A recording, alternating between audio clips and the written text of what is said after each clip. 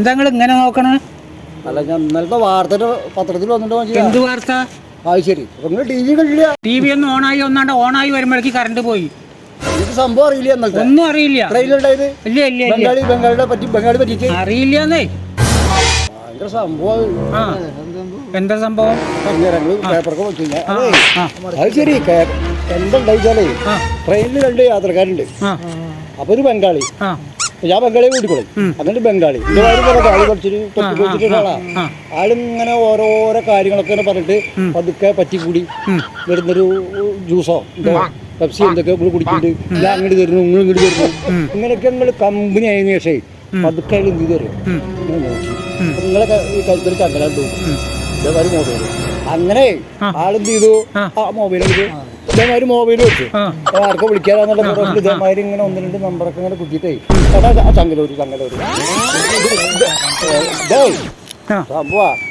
അപ്പൊ ഇങ്ങനെ ഊരി പഠിച്ചു നോക്കണ്ട, അയാളെന്താ അറിയാം പൊട്ടിക്കരുത്. പക്ഷെ ഇതിപ്പോ നമുക്ക് ചെയ്യാൻ പറ്റില്ല. അപ്പൊ അത് ഇങ്ങനെ പൊട്ടിച്ചു. പതുക്കെ ട്രെയിനിന്റെ അവിടെ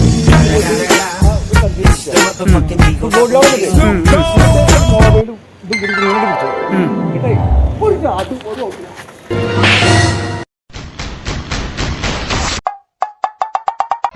എന്താ ലസി, ഒരു പരിചയമില്ലാത്തവർക്കൊക്കെ മൊബൈലും ചെയിനൊക്കെ ആരെങ്കിലും ഊരി കൊടുക്കുക?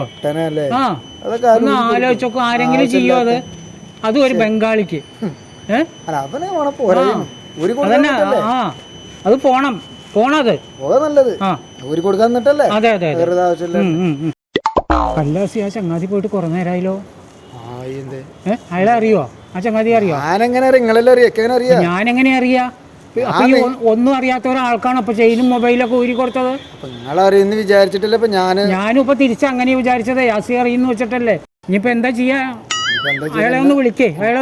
വിളിക്കാൻ എന്റെ ഫോൺ ആള് കൊണ്ടുപോയില്ലേ? കാര്യം ചെയ്യ്, എന്റെ നമ്പർ ഇങ്ങനെ എടുത്തില്ലേ, നിങ്ങളുടെ ഫോണിൽ നിന്ന് വിളിക്ക്. നമ്പർ എടുത്തിട്ട് വിളിക്ക്.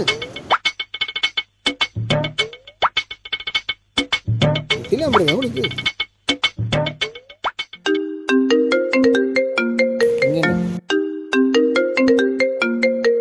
ഹലോ. നിങ്ങളെവിടെയാ?